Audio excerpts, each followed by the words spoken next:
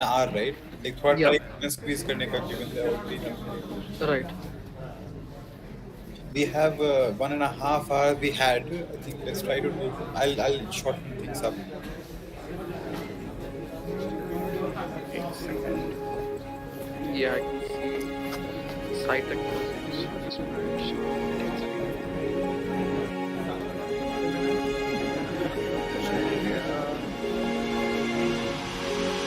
Aditya, you pronounce it Pathora, right?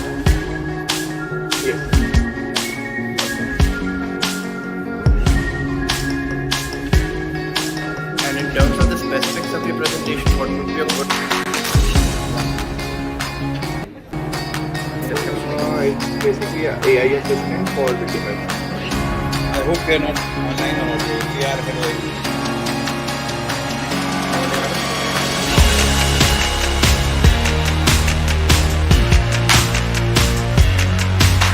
Actually, we'll talk about sensitive device. Difference, what would be mostly interesting.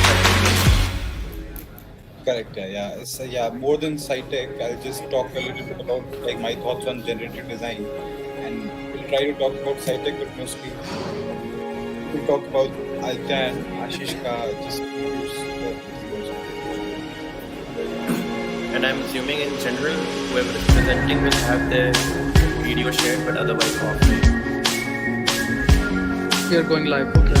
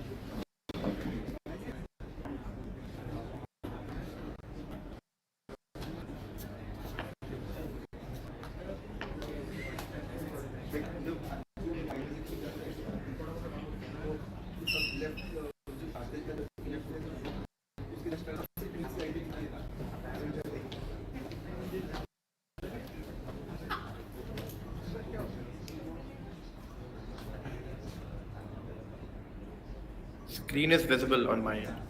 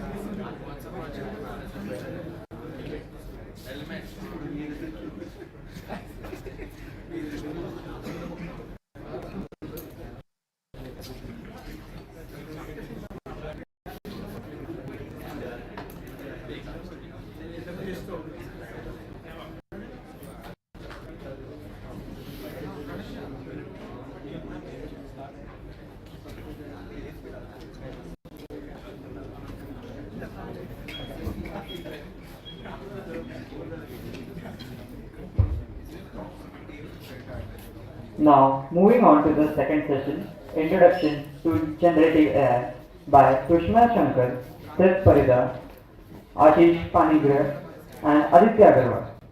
Founder and CEO of SciTech, Tushma is an IIT Bombay graduate with an MBA from Wharton Business School.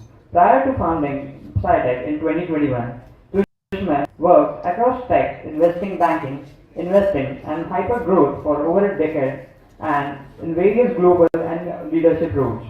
SciTech is currently building intelligent AI, media platforms, and creator tools, leveraging cutting edge developments in generative artificial intelligence and product engineering. This is a Purdue University, Indiana graduate with a background in mathematics and computer engineering. Prior to joining SciTech in 2021, Sid worked in global roles across engineering and product development with experience at MathWorks and Facebook. At SciTech, Sid is leveraging current advances in AI to build creator tools and libraries, notably Jenner. Outside of work, Sid is interested in all music, generative or human, and intersect of psychology and technology. Ashish holds a master's degree in industrial mathematics and computer applications from Ferguson College in Pune. Before joining SciTech, he worked as a financial technology company also based in Pune. At SciTech, Ashish has worked on two projects: Mutter, a new consumer internet application for textual content discovery, and generative image application. He has also developed a generative design system that employs a server-driven UI system. During the weekend, Ashish enjoys playing chess, learning discrete mathematics, and watching anime. Aditya is the founder and CEO of Pathora AI, which is a ChatGPT application which helps business users excel at any technical tools without the know-how of the platform. He is an ex-Tesla data program lead and has 7 plus years of experience in building technical teams and products. All the four speakers will be joining us through Google Meet. So I would like to invite Manamai to talk about SciTech, our title sponsor. So SciTech is a company that applies psychological principles to the design of computer-human interactions, aiming to create improved user experiences. They specialize in developing intelligent social media platforms and creator tools that utilize the latest advancements in generative artificial intelligence and product engineering. The company's products are designed to empower and inspire users to explore their imaginations, express themselves creatively, and push the boundaries of what is possible. Now, let's start the session. Please welcome the speakers with a round of applause.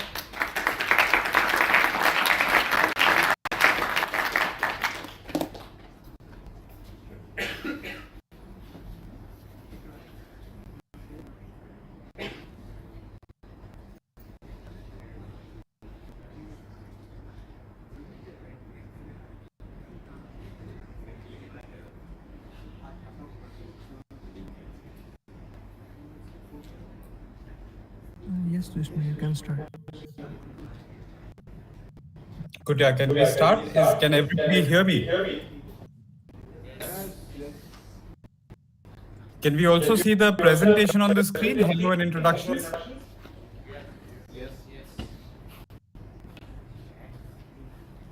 Perfect. Yeah, I know all of you are running a little late. I'll try to, keep this short, this presentation.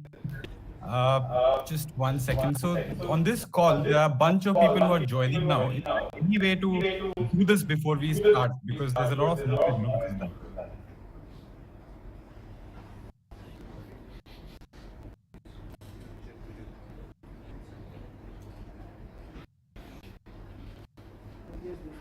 Yes, this matter too. Perfect.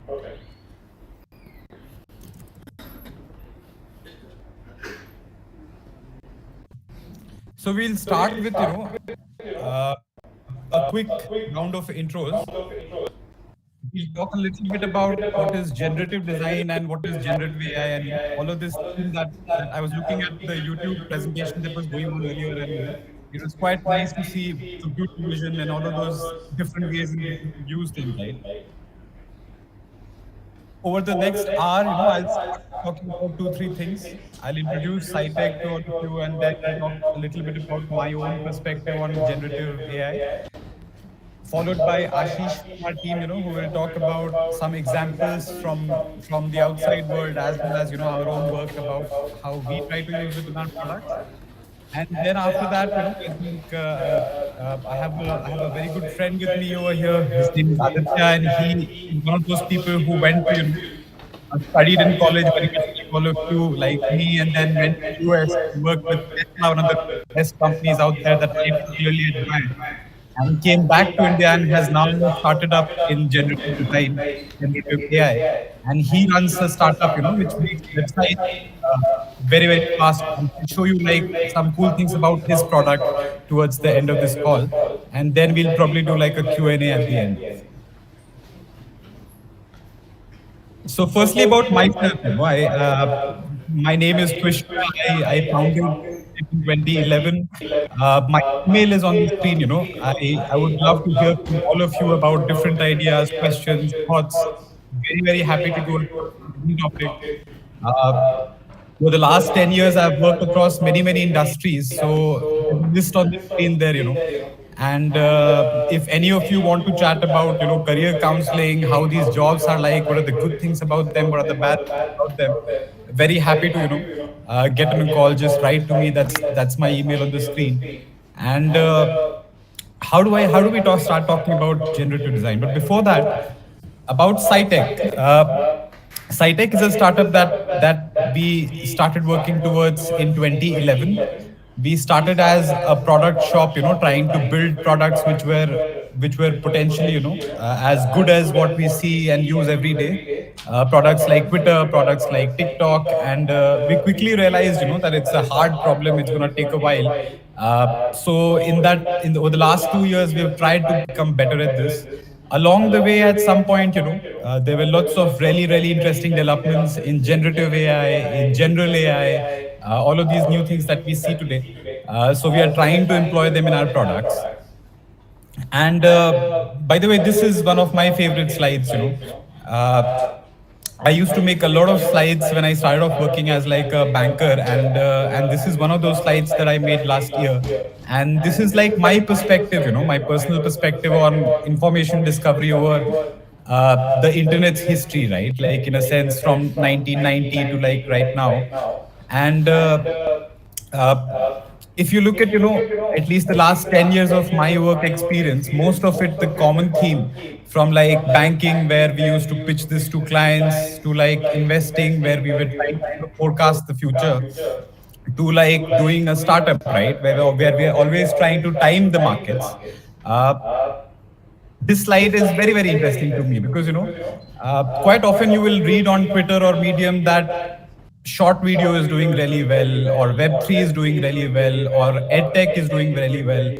But very often it's only half the story, because having studied markets for like the last 10 years, I can tell you that every market has two sides, right? So for example, when the demand side for short video is doing well, it's not necessary that the supply side is also doing so well. Uh, if we were to generalize this, right, like if you go back in 1990 when I was young, and then over the last 20 odd years, you have to think about the supply side and the demand side of the internet separately. And in the beginning, there was no supply side, right? Nobody could make websites, nobody could write anything online. Then somewhere with Blogspot, with YouTube, everybody could do a lot of things online, right? And we called it Web 2.0. Uh, then there was like a huge explosion of this, right? Because of Medium, Twitter, which encouraged people to write more. And that's kind of where we are right now, right? Like everybody is is in a state where we don't know whether we can live with information, we don't know whether we can live without information, right? We don't know what's right, we don't know what's wrong. That yellow phase on the slide that you see, right?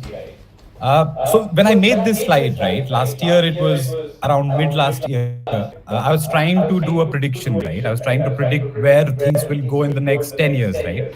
Uh, at that time, I wrote that in 2025 there will be this thing called information generation, wherein why would you ever go to Google, right? If everything you ever needed could be generated by a machine in the moment.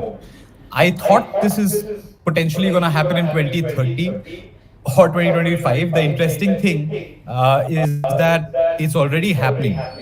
And sometimes, even after you spent like 10 years trying to predict different industries, different markets, different things, you try to make a prediction and you're wrong, right? But wrong in an interesting way, because, what was supposed to happen over the next 6 years kind of happened over the last 6 months, if you ask me. And this kind of, is like my summary of where we are today, right? This is borrowed from somebody's deck. On the left side, you will see a very typical generative AI tech stack. Since all of us are, coming here for like a hackathon, I'm sure all of you know what a tech stack is, right? But these block diagrams kind of lay out the different parts. Uh, I just want to take you through, some parts of this stack, right, quickly before moving forward to other things. The bottom half of this is obviously, the usual places where we host things, right? From Vercel to like Azure to like AWS, GCP. There are lots of platforms which will let you do this. Now you can do a bunch of other things in generative AI. One of them is that you can work with like a model which is offered by like an API, such as OpenAI, which is GPT-3, which is that closed source foundation models.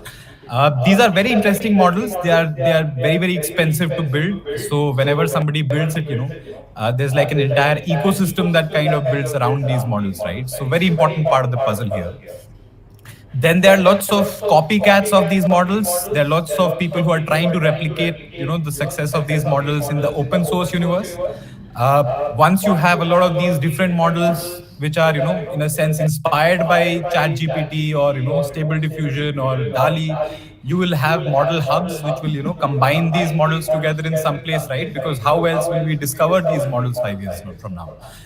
And then finally, the favorite part for all hackathons is these apps, right? Single use apps, multi use apps, apps which look like chatbots, apps which look like, web apps, right? Employing use cases from these models. So that's, my at least way of looking at this space. Ashish will talk more about what is happening right now and where it's coming from. Aditya will talk more about, one of the more cutting edge recent examples of product launches, and it's a very interesting product and what it's capable of, Pathora. Uh, with that, I will, leave my email on the screen. And yep, that's it from my side, Ashish. Over to you. Yeah. Hello everyone. I hope I'm audible. So let me share my screen quickly. Uh, just a second.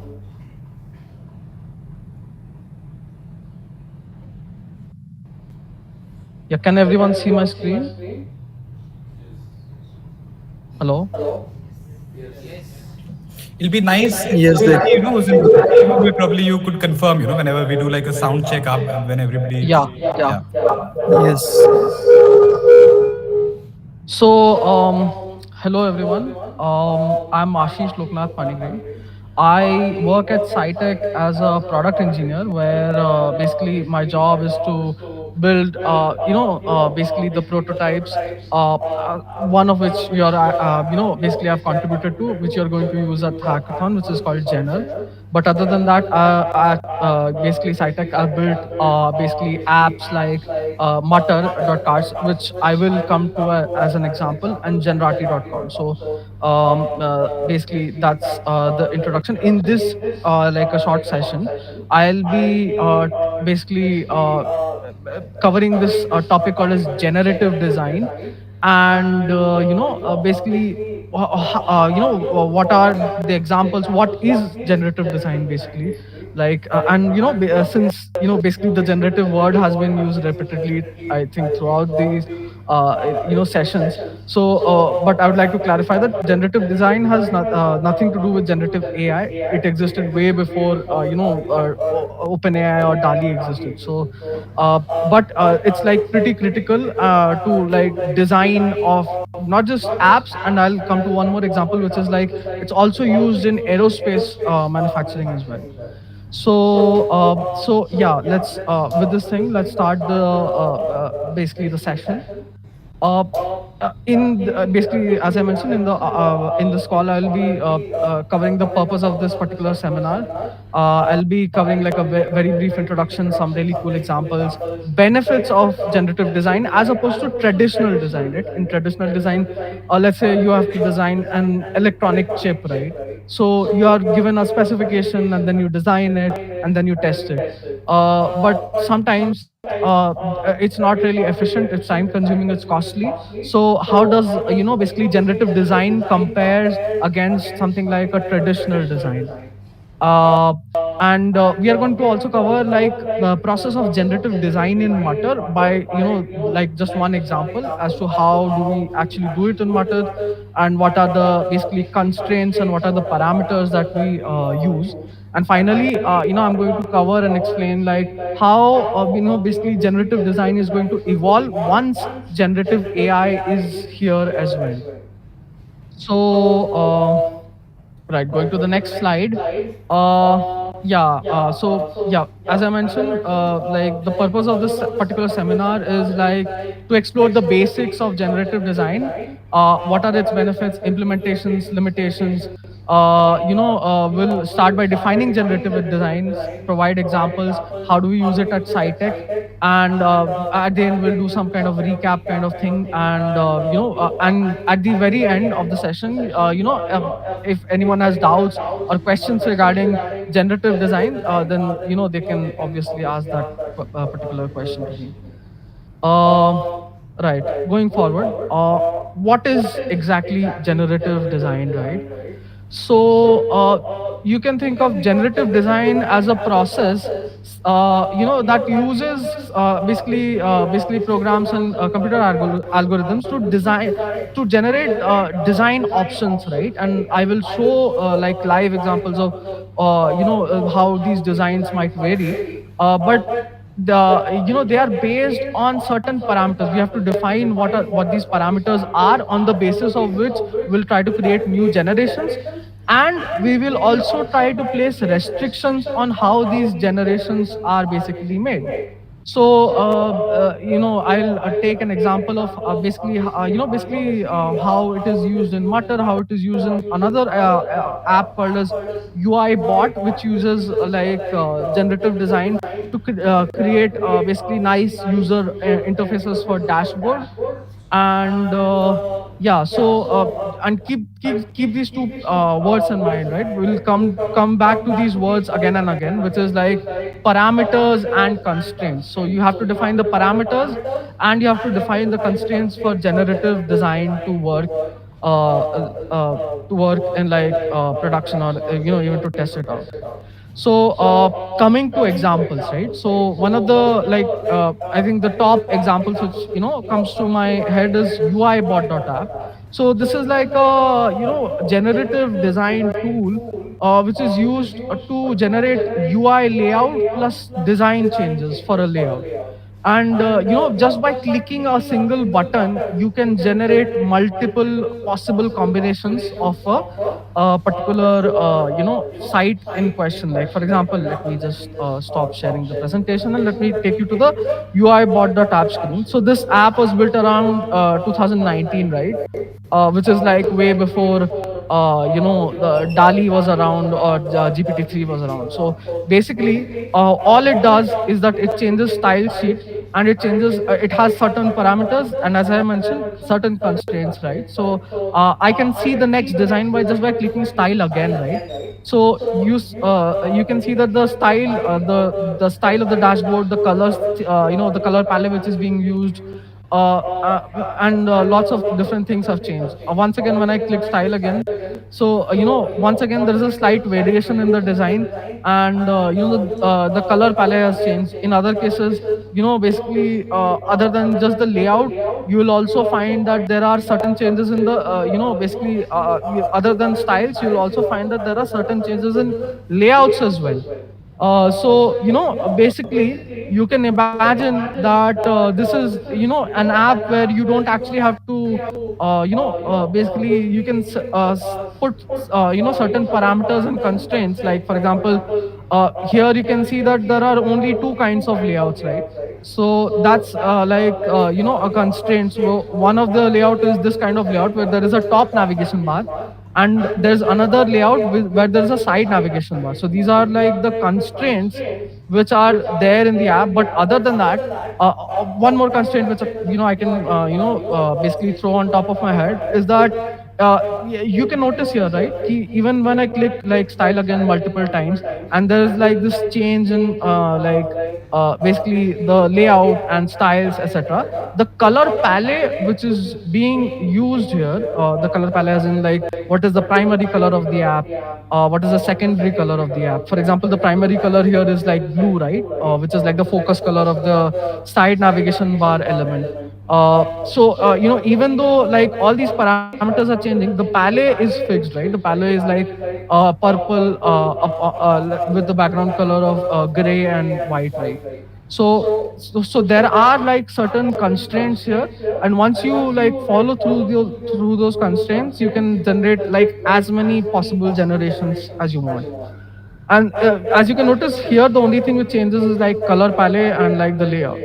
So this is like one like really cool example, that comes basically from an engineer based out of Europe, uh, who has come up with this particular tool called UIBot.app.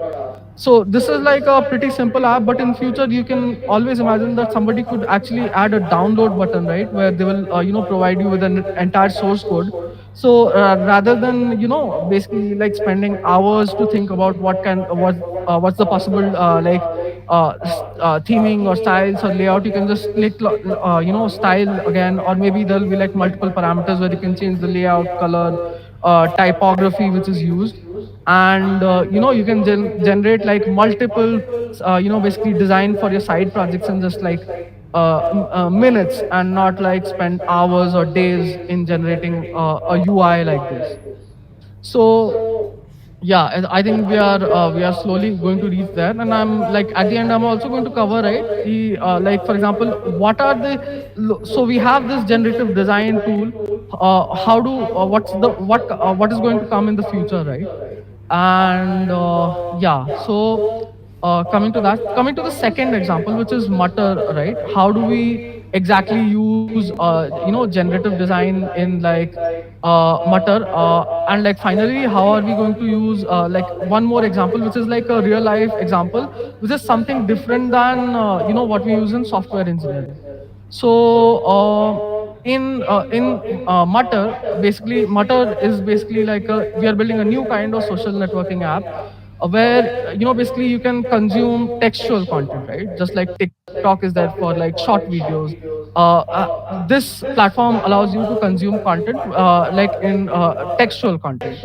But we are also providing like a user tool to users who want to post content, that once they have, let's say, posted the particular content they want to post, they can just click on this particular card template which is there, and they can see the different preview the the template that they might want to use, right? For example, this is like one basically template which is there, but there can be other kinds of designs with other kinds of layouts. So let's just click on the clicking on the screen will show you the next layout, which is different from the previous layout. So here you had like, this is like a typical card template where there is an image on top, and there's like a title and a body, and there are some tags in the bottom. But next one is like something for showing like a full screen image, where there is like the description is and tags are at the bottom, and like the rest of the space is taken up for the image.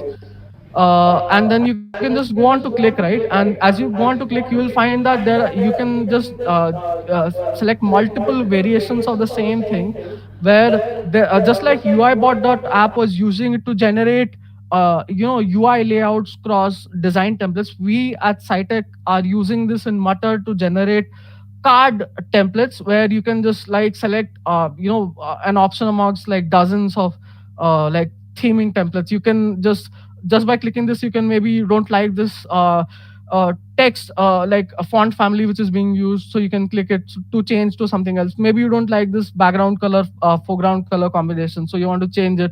You just tap on this, and you'll be shown the next set of uh, you know uh, card templates which are there. And this basically we came up to this design by lots of iterations on basically this idea called as basically our own package, which is now available like in open source format. You can go and access this as an open source package, where we are in SDUI, which is like server driven UI, where you define the entire structure or the layout which is being used in JSON.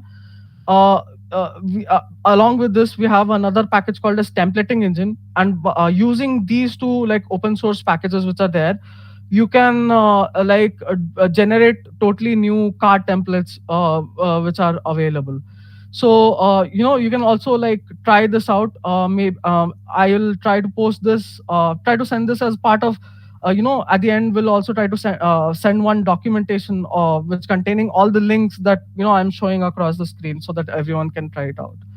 So yeah, we have open source effectively the core idea behind how we are generating some of these card templates, right? In this like open source package called as like React Render Engine. And you can go here and like check out the exact details on how you can implement this SGI system. Coming to the final example, which is basically like a real world example, right? Not as in something like I think the apps which I've shown so far are also real world, but by real world in this case I mean the Airbus A320. I think most planes in India, especially the like the Indigo ones, are this air of the type Airbus A320. So Airbus basically uses generative design principles to generate and to design many of the components which are being used in the aircraft, right? And not only that, they are actually like you can imagine, right?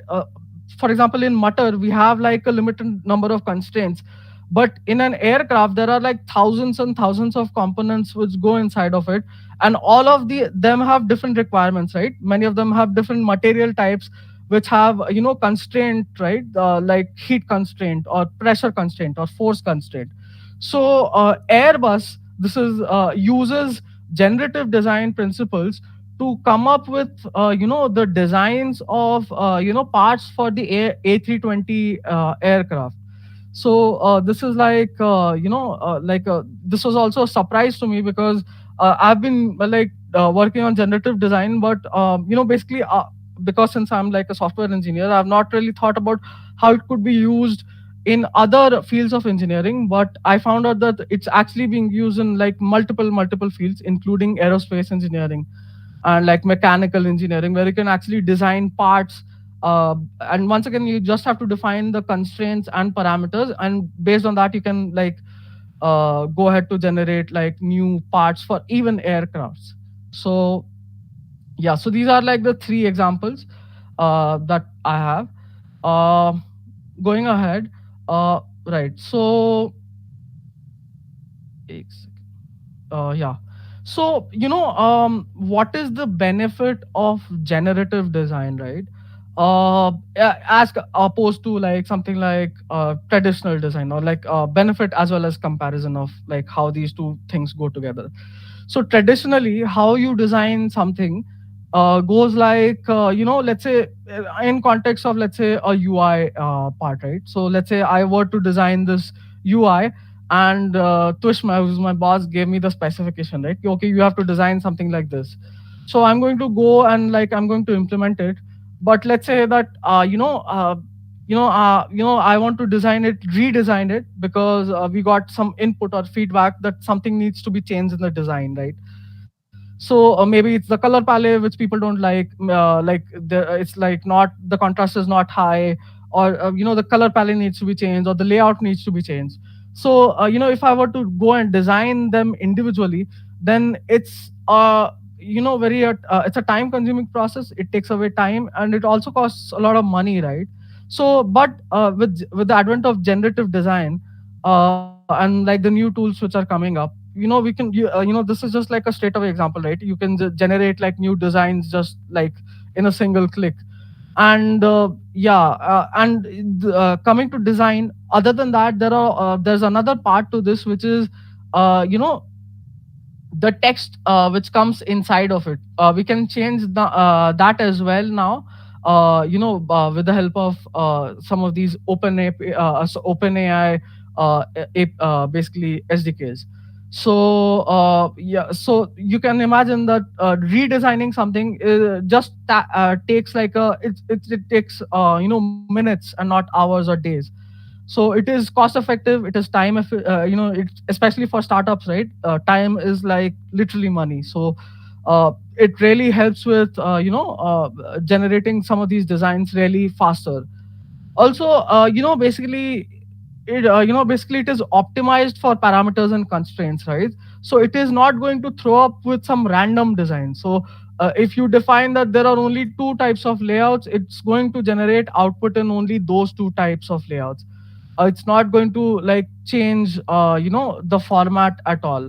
So that's actually good, right? Because you don't want like for example, if the uh, this top navigation bar which is there, which contains this dashboard, connect, accounts, etc., you don't want it to be randomly placed, right? You have defined the layout. Okay, this is how the layout will look like, and then generative design, like this algorithm, just takes care of the rest. So it is also optimized for parameters and constraints. And basically it can actually help you in thinking about basically the new design options, right? Which you might not come up with in like a typical design traditional design environment, where basically you might be thinking about a particular color palette, but maybe like some other color palette looks even better, right? So it can actually throw up with some pretty interesting solutions, just as long as you have defined the parameters and constraints there. So yeah, I think this is like a pretty important benefit of generative design here. uh, right, going forward, so how do we implement generative design in Mutter in case of something like these cards, right? So basically, as I had mentioned previously, we'll come back to these words again and again: parameters and constraints, right? So the very first step, which is if you have to work on generative design, the very first thing that you have to keep in mind is that you have to define, right? Okay, what are the parameters, which means that what are the variables which are going to change, right? Like for example, in an app, let's say in this particular card, the background color and the foreground color, which is the color palette, along with this tag background color and tag text color. So this color palette consists of four colors, right? How will this vary from so this is like one parameter. Another parameter is like the layout itself, right? Where there are like multiple types of layouts, where there is this particular card format, and then there is this full scale image format, and finally there is this basically empty just text format is there. So you have to define these parameters. Okay, so in case of like Mutter, color palette is one parameter. Another parameter is the text itself, right? So as you can imagine, the number of text which is coming here, it's a variable text, right? So some user can enter something like can go on to add like more and more text, right? So basically lorem ipsum dolor setumet. So if you can just copy more and more content here. So So but we have this we have like a limited space in this particular card, right? So how do you how do you ensure that there is like no overflow, right? Generally, if you've ever worked with HTML CSS, if there is an overflow, a scroll bar will appear, which looks really nasty, right? So that's like a constraint, right? That the number of the constraints here is the number of text which can go as an input in this, and the space occupied by the text. So that's like one constraint that we have placed. And there are like two ways to solve this particular problem. One is by like reducing the font size if there is like an overflow, or just by cutting the text at the end, right? If if the basically if you have like a really large amount of text, then you can just cut out the text and add like dot dot dot read more at the end. So this is like so that's one constraint here. So I think we have discussed some of the parameters and constraints. So keeping these two things in mind, we have developed basically this algorithm which generates like these cards like automatically. And some once you have defined color palette and these particular things, so for a fact that you'll get good designs. At least the color combination will look good.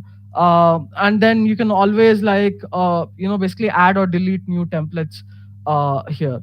So yeah, this is how we design cards. We first this is the first step that we do.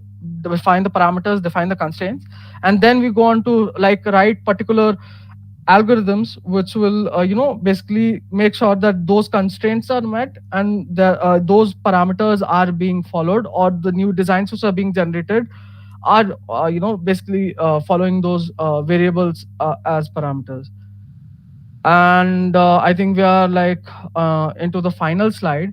So so generative design is something that had that existed way before generative AI was there, right? It's used in a lot of different engineering fields. It's used in like UI design, aerospace engineering, etc.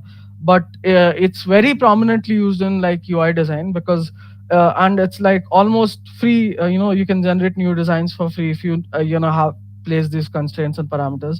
So it existed way before, but what did not exist is a method to generate good copy, right?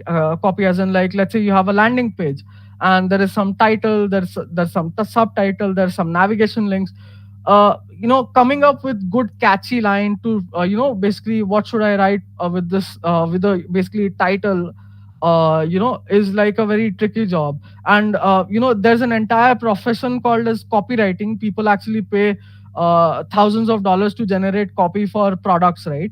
So this is something, let's say there is this interface, right? And here there is a text called as no favorites yet. After you have added some favorites, you'll be able to quickly access them here. So there is this text here, but if you don't like this text, with the help of generative AI tools and even the library that we are offering called Gener.ai, which is part of the hackathon, you can generate copy for this particular text which is being used here very easily. Even if you are out of ideas as to what you should write as a copy, what you should add as an image, right? In fact, I can show you this. Uh, in Jenner.ai, if you go to Jenner.ai, and I think this is part of the authentication, so this is part of the hackathon. All the images that we have used, we have actually generated them using, basically like the Jenner library. So, this is like, if you're not sure, right, that what should go as an image and translate code, right? So, we just placed a text that, basically a robot writing code. So it generated an image there. So you can quickly generate copy of almost any website in minutes, and that's something that was missing previously in generative design. And that's something uh, going forward, it's all generative AI is also going to solve these problems which are there, which is copywriting, generating text, images, etc. So this is the future, guys. I mean, this is like going to solve make things like creating apps significantly faster than like the how it's being done currently, which takes a lot of time, which takes a lot of like effort as well. So I think with this, I would like to like conclude this particular session.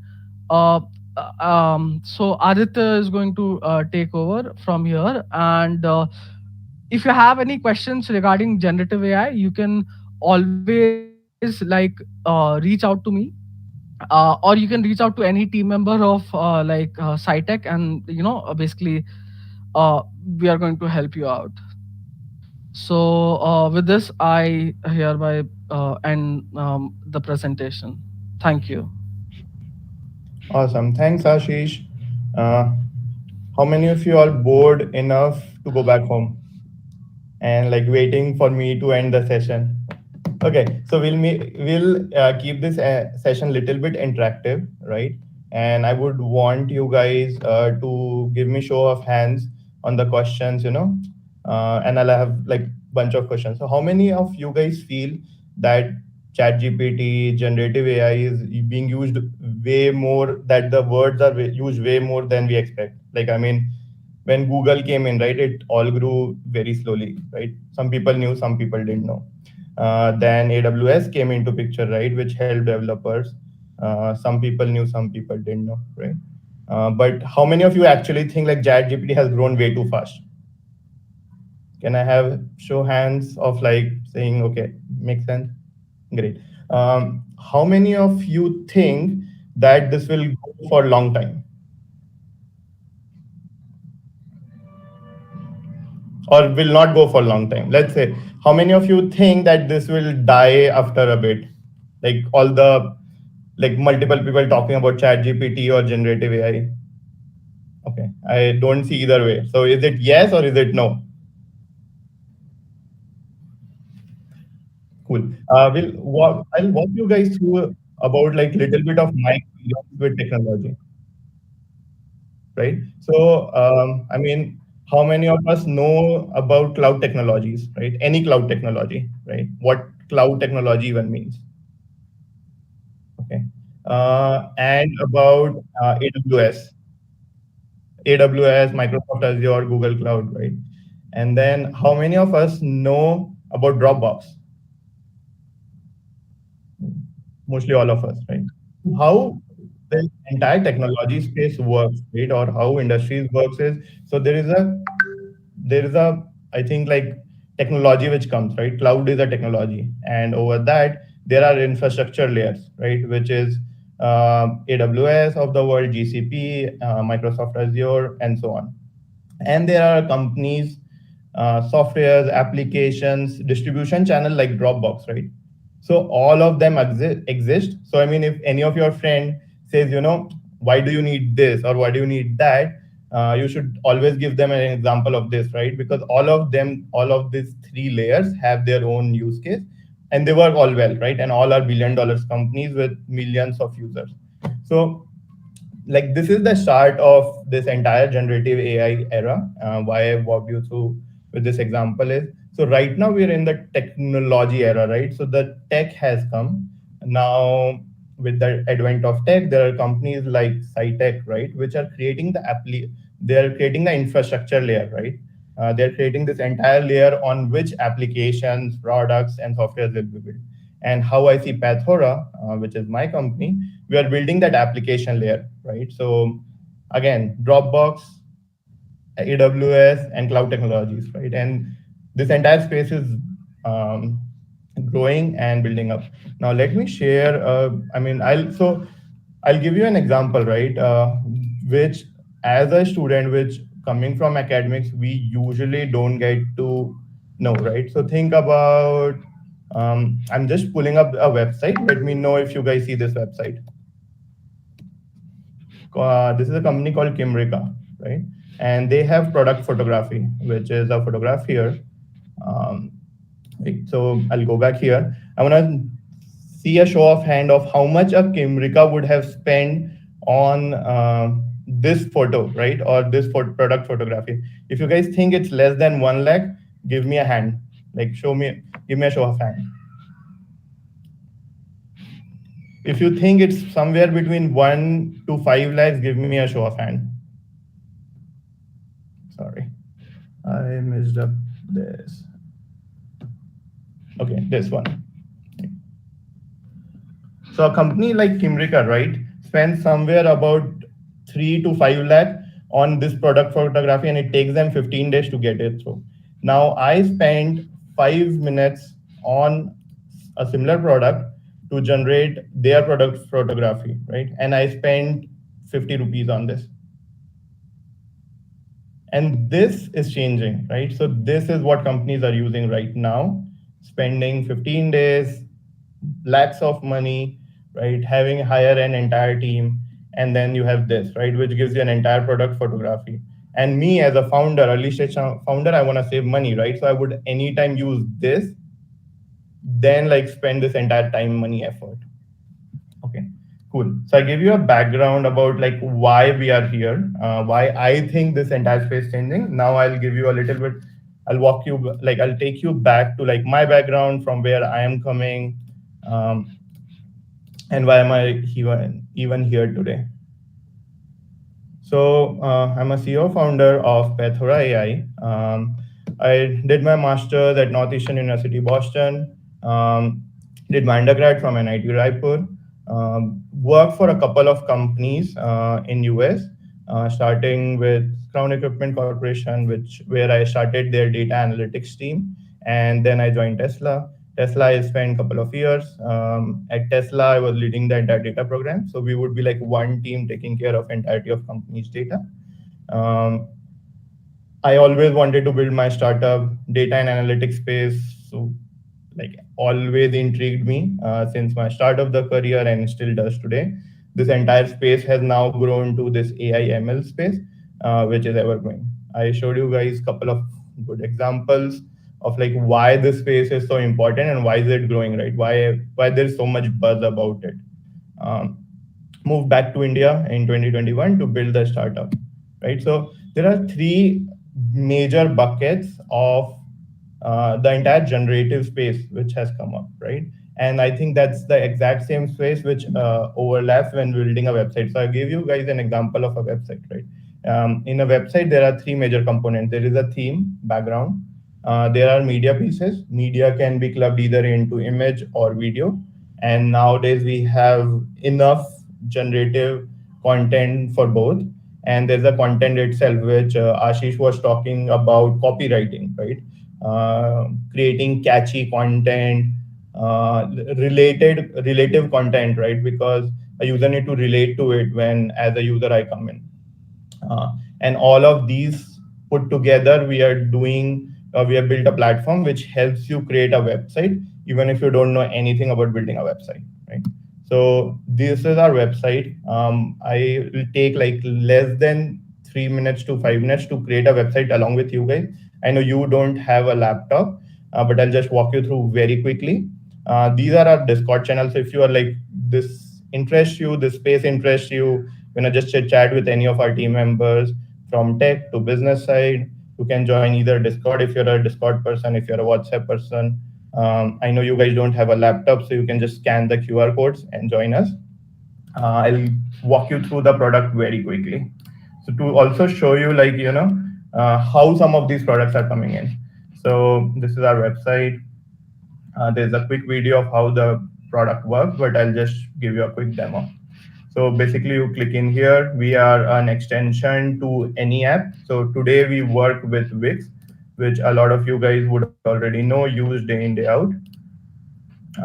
But we do plan to be across the board. So any web app you go to in the world, you can use our technology. So going to Wix, right, we'll create a new website today. And this is not like only for web developers. It can also be used for anyone who doesn't know what even website building is, right? So we have a chatbot here. This is built by us, and it sits on any software. So, I mean, as we were going through, right, there are key components. So first component is usually, hey, I want to pick a background for my use case, right? So you say, okay, great. As a user, you like, okay, I like, let's say, this background, right? um, and we'll create one for you guys. So say what title we want, right? So I want to say Microsoft Club, right? We'll just put Microsoft Club.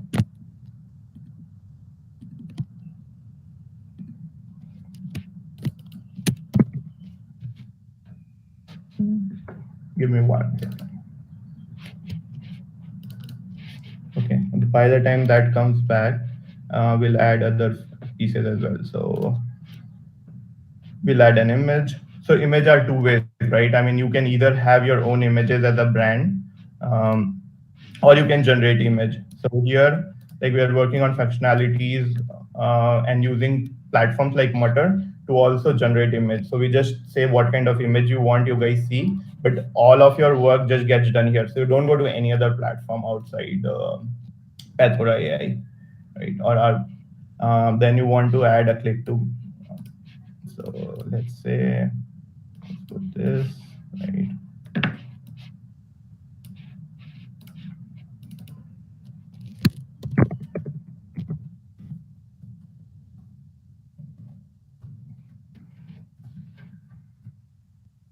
Okay, this looks good. This looks good. If you wanna add a video, you can do that. I'll probably not take that much time to add a video, right?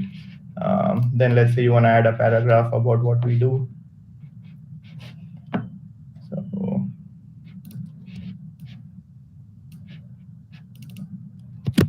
we are uh,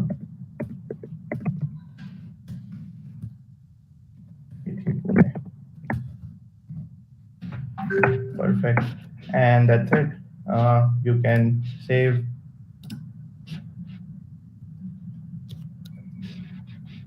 done, publish, and your test site is ready. Right? So I mean, how AI is changing like this entirety of landscape is basically in literally 5 minutes to 10 minutes. You can do anything and everything. You can add copywriting there, which is generating content, right? Generate images or bring in any image across the platform you have.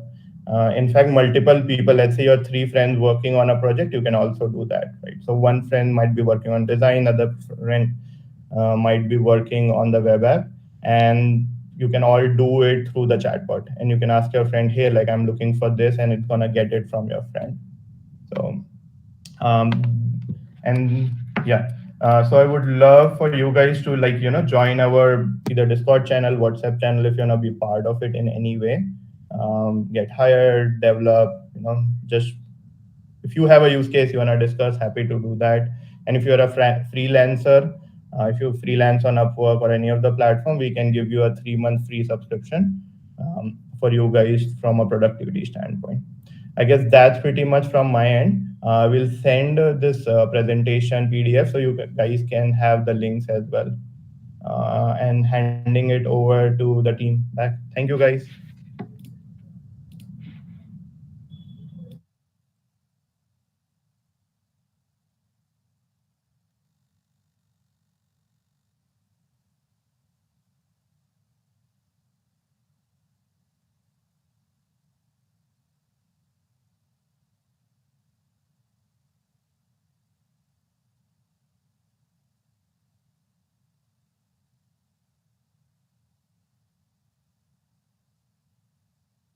Yep.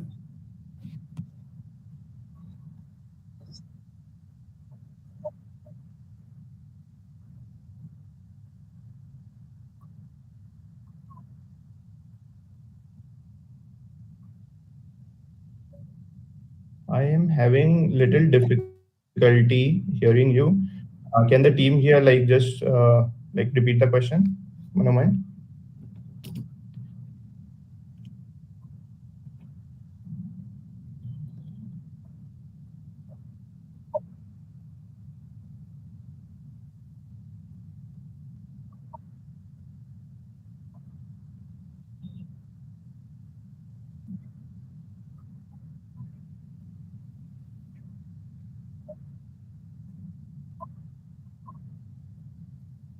So, I mean, let both of us take this question, and it's a very interesting question, right?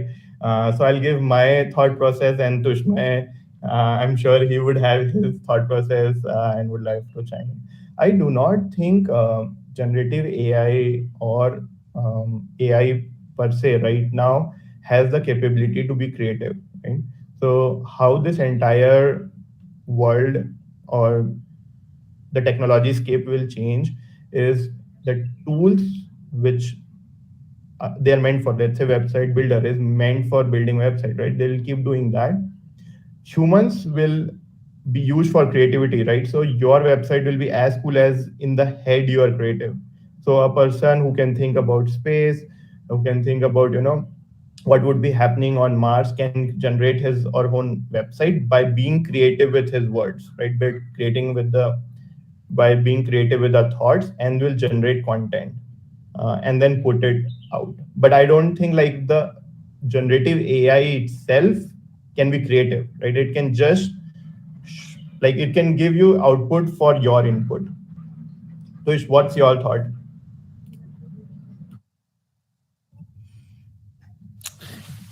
I think I have my own thoughts on that. I think I do believe that generative AI can be creative. At least in our future. Aditya, at least in our future. And if not today, like for example, what you were showing on the screen with that product image, to me that's creativity, right? And to your question, right? Like you spoke about imagination and artists and how could you spell that out again? What's the main concern there? Is that that we'll end up not using our imagination? Is that that machines are taking over imagination from us?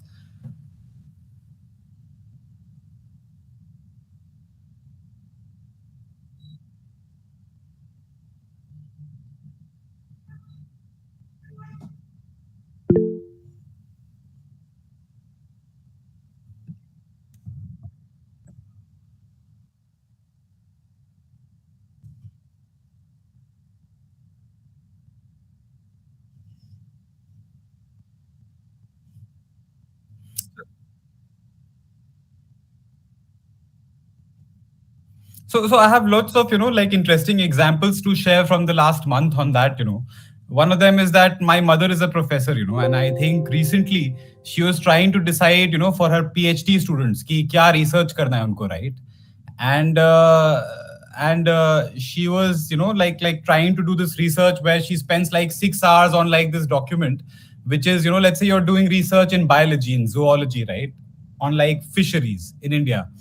So it takes a lot of time to figure out what should be the next line of research. There are like so many citations that you have to read, and reading research papers is not a nice thing for somebody who doesn't do it every day, right?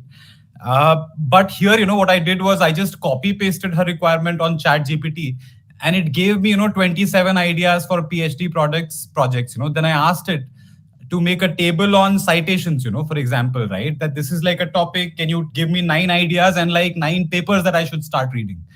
And to me, that saves a lot of time, right? But your concern there is that how will we operate when all of this is done by chat gpt. And that reminds me of an experience from like long back. I went to school in the US for 1 year, and most of my schooling I did it in India, but 1 year I was in the US, and to me it was very amazing how nobody there could do mental maths.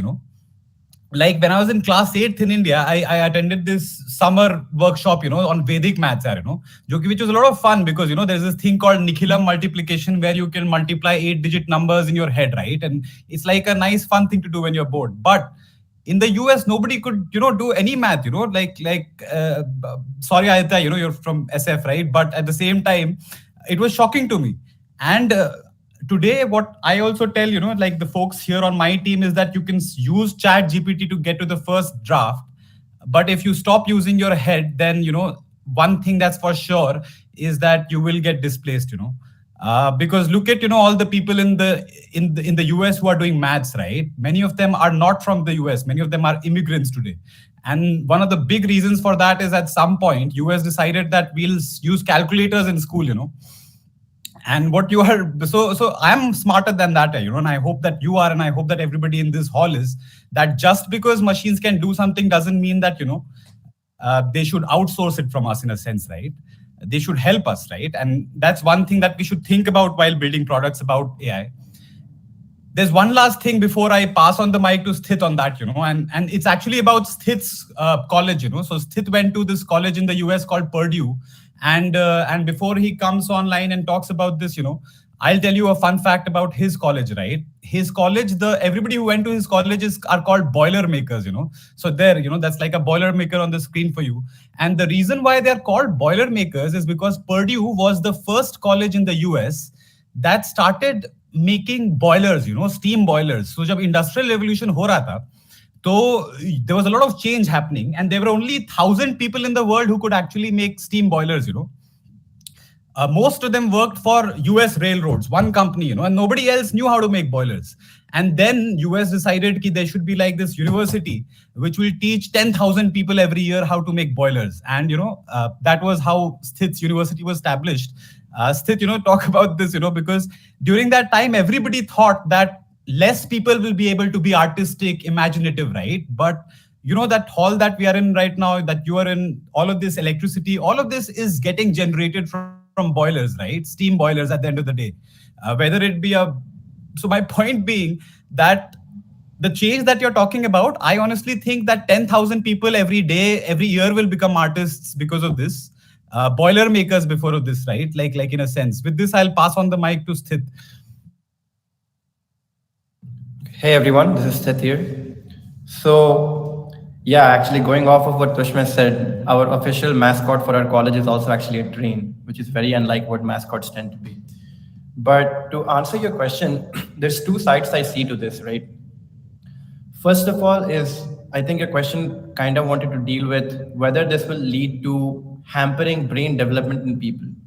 I don't necessarily think so, because at the end, you could say that about any piece of technology that has ever come around. Initially, people think that people will get more lazy, but eventually, what humankind does is they figure out a way to use that technology in ways which was not envisioned. And it just leads to a different kind of skill set required to compete in the world rather than there being no Email is need a great for. example, right? Sthit of that example, I'm right? That sorry? everybody thought that with email, things will Right. get fast, but it just added to our load of, getting to inbox zero. Correct. Correct. And the second thing is, in terms of creativity, especially, I think the key question becomes what is creativity? Are AI models creative? I truly believe they are. Because even as a human being, if you think about it, let's say you write a song or a poem, it is not coming out of the blue, right? You have been exposed to a wide array of songs and poems in your lifetime. And then there is personal experience that you have, and you combine the two to create something unique. So from that perspective, in a lot of ways, you're working like an AI machine. So my view on this is, if you're an artist or a creative personality of any sorts, your true calling is not necessarily to come up with the grunt work of everything that is being made. It is to make sure that things assembled and what you're presenting to the world expresses your taste and your personality, if that makes sense. So you're more the manager of creativity rather than being the ground worker of creativity. And the big thing about AI models is that, let's say you're not a painter, but you like a certain kind of paintings, you can always create 1,000 different versions of the same piece of art and then choose the ones that you like and edit them. So in a way, your creativity is still showing through in your taste.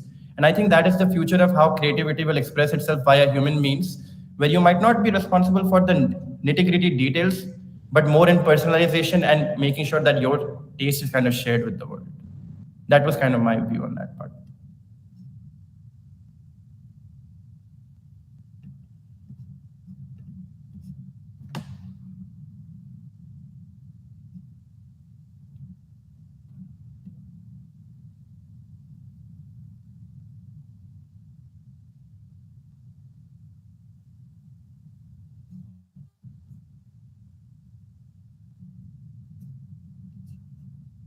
Yep.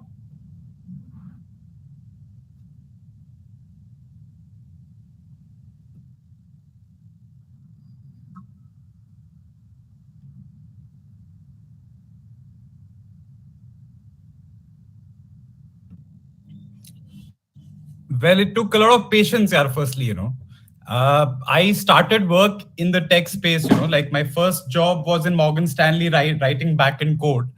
And when I was in college, I used to build a lot of hacky products, like all of you are gonna do tomorrow. And I used to like building products, but when I joined this team in Morgan Stanley, I realized it's quite boring, because most of the code was already written by Strauss Troop, in 1995. Morgan Stanley, if you look at their code, which actually trades, it's written in C++ by the creator of C++, so nobody touches it.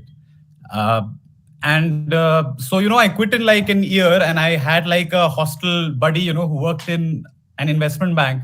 He told me कि ये बहुत अच्छा है, इसमें बहुत like अच्छा career होगा. So I made that move, and I think in retrospect, it took me a while to learn maths and computer science again. But yeah, it took 10 years, I know. But here we are. I think the good thing about this field is that if you start today, you're as clueless as anybody else, because most of the work has not been done yet.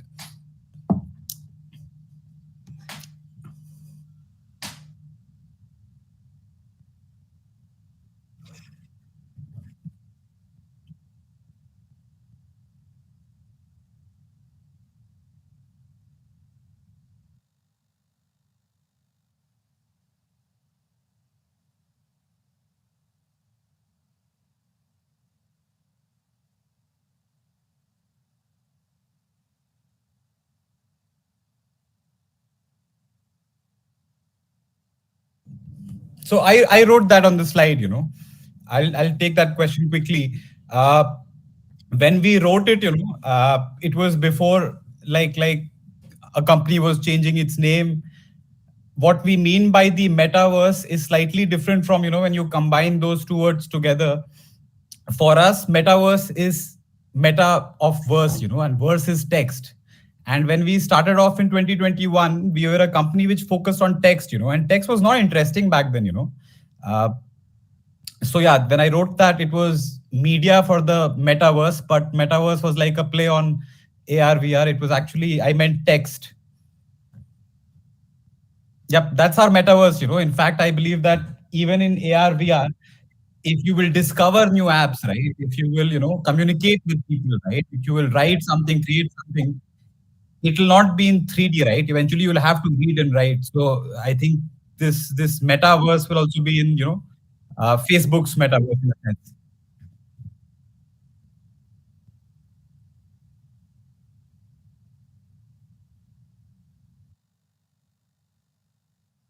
Could you repeat that, please?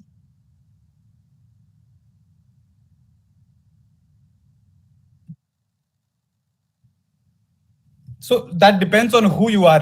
I think it's quite bad for everybody these days when it comes to business, given the state of the economy we are in. It's bad for us as a startup because, it's a tough market out there. There's a recession going on in the US, right?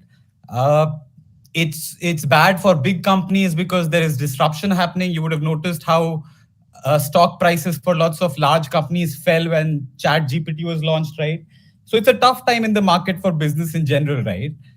The good thing is that in like an economy like this, if you want to be in a field, you want to pick a field which is, uh, doing quite well. And if you ask why the stock prices for many of these tech stocks fell, it's because there's a threat of disruption from AI products, right? So, to summarize your answer, I think it's not the best time for business in this space for anybody, but it will be. If there is one place in this large economy which is doing well, it's generative AI, it's Chat GPT, it's all the new things that people are building there. At least I'm sure of that. Yeah.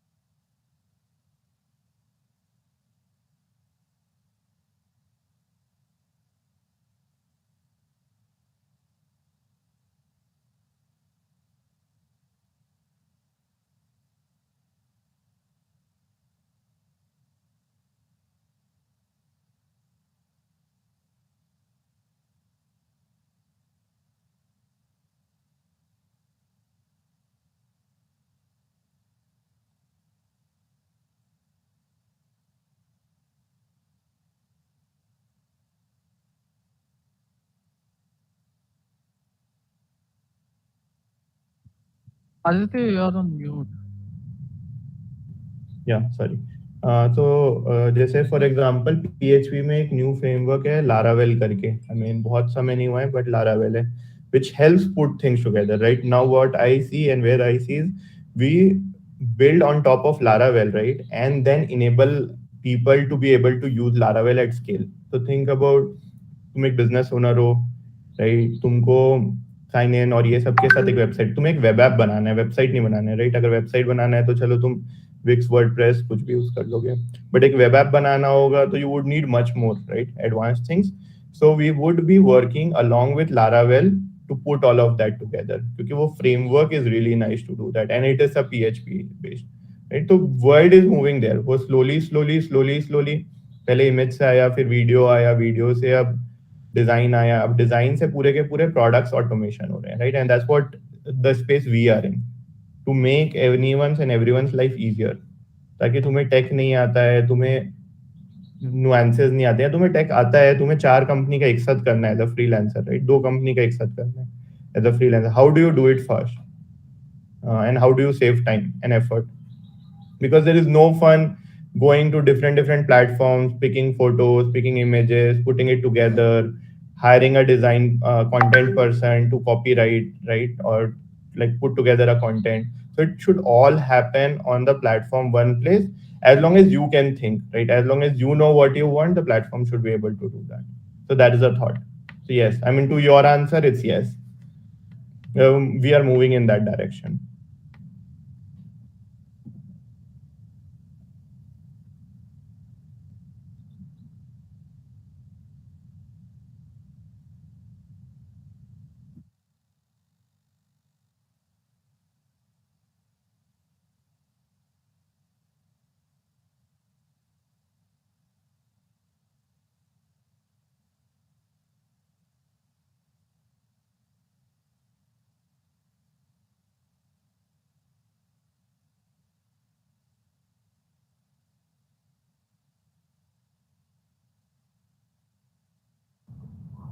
You're on mute, yeah, Aditya. Sorry. I can give my viewpoint, and then tuition team can, like, um, take it from there. So I mean, it is the start. Think about, like, Google has been there for 20 years now, right? Uh, Whenever a technology is building, there'll be gaps in it. There is a bias in a lot of AI ML models. In fact, in OpenAI, ChatGPT, there are questions which are so obvious, but the platform can't answer. But the whole, I think the entire game lies around data and training, right? The more data is had, the more it trains, and the better it trains, there is obviously a feed. So when you run through any MLAI model, there is a feedback loop, right? And the number of times the model is not doing great, it get penalized, and based on the penalization, it improves. So there is definitely gaps, and then that feedback loop or mechanisms helps improve that.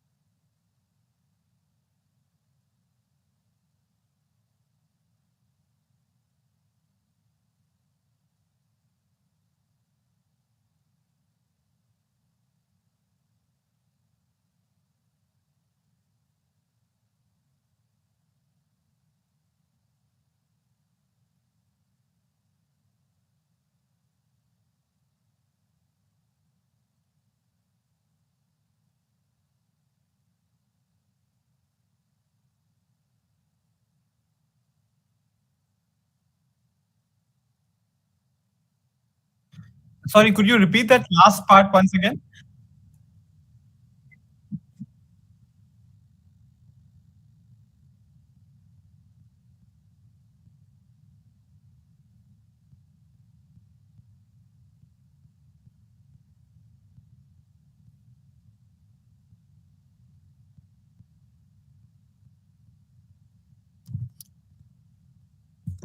let me show you what's possible today, right? Like if you give me a minute, I'll just share my screen and do like a quick 1 minute demo. Give me like a minute. Let me see.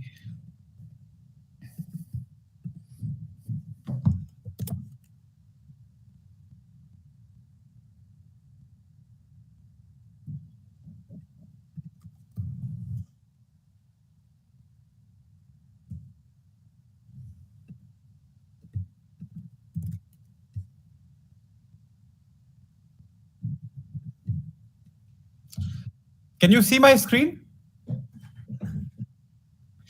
So you asked me a question, right? I think this is like one website that you can also go to, by the way. Can you read what's there on the screen?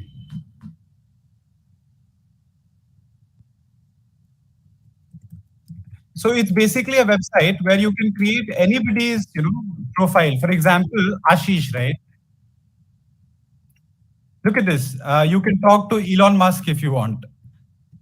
If I want to create a profile on Ashish, I know his Twitter handle, ASXYZP.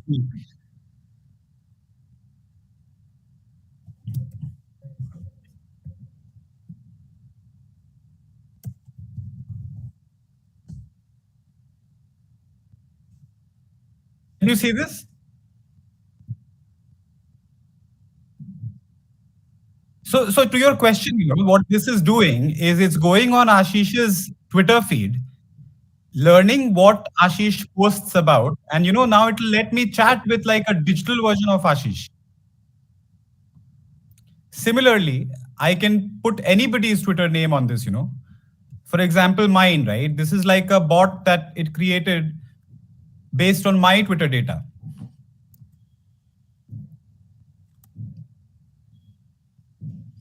So, to your question, right? I think it's very easy even today to do this.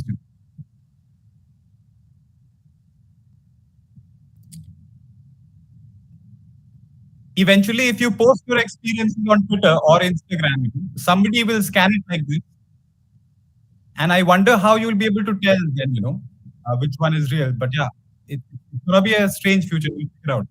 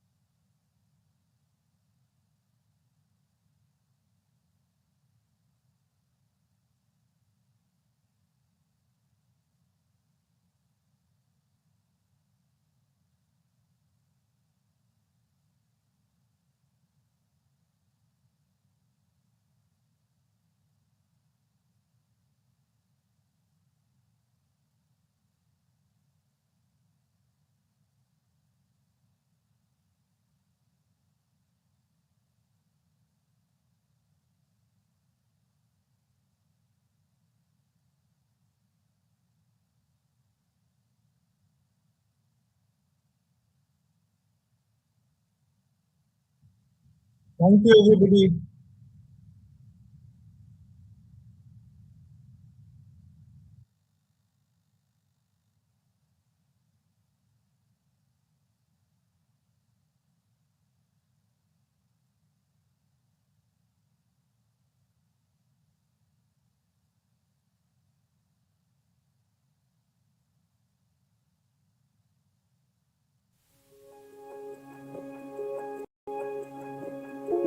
Yes, we can leave the meet now.